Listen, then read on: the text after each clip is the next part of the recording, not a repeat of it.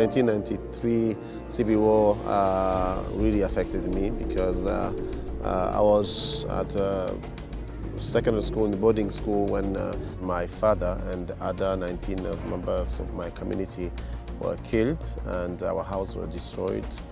The civil war was going on everywhere. That's really changed my life because it was impossible for me to go back home. Our house was destroyed, and then I end up in the streets of Burundi. Every day it was just wake up, take time to pray, and then go to find some broken bread in bakeries, left food in the hotels, bring on the streets and bring to those young guests and start to share with them. There's a Swedish man who came to the city to see, he wanted to go to help a Catholic orphanage, and he asked me, what can I do?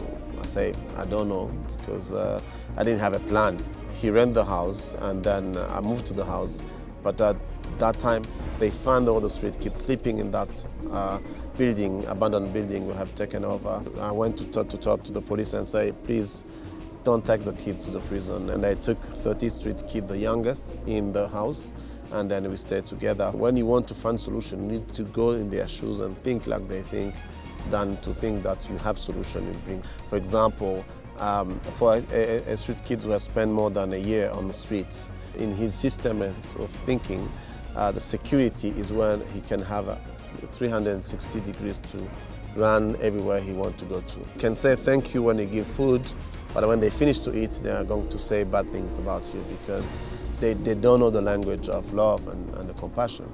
But when you, for example, say, I forgive you, that's a very big punishment you can give to a street child because he don't understand how someone can not punish him when he deserves to be punished. What we try to show them is that they are not victims. We show them that they are brave people. They can find food for themselves where the other kids can't. And then we change that narrative in the way they think, oh, we are strong people. We talk about Jesus, the street kids, because Jesus was born on the street somehow. In '98, we just realized together with the other friends who have been spending time together, the problem in our country is the leadership. Most of the time, people are spending a lot of money for stopping young people, street kids, to be involved in crimes, than the money they should invest in them before they reach that level. As we are training young people to become leaders of the country, we are encouraging them now, those who are on a level where they can go to the decision-making positions. They don't feel themselves as like Hutu or Tutsi. That was the main issue in our country because they feel themselves as street kids. Yeah, our highlights stories is that it was really, really powerful to see a street child. His name is The Innocent, who was on the street. We found him on the street. He was around 5 years old, and he came to our program. He didn't know his name. We give the names and everything, and then he went back to school.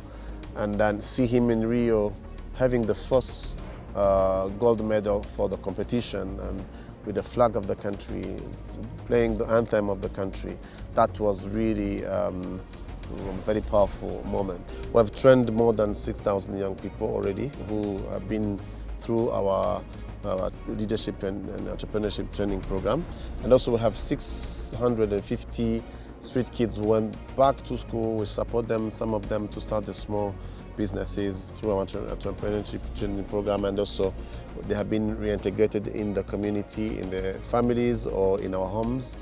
We sent 2 of the street kids to Cambridge to study. They came back and now they are leading the organization. And it was good to go to the KCB Bank in Bujumbura and see former street kids who come, like I was 4 years old, go through the program. I'm married now. I have 4 kids, 1 son and 3 daughters.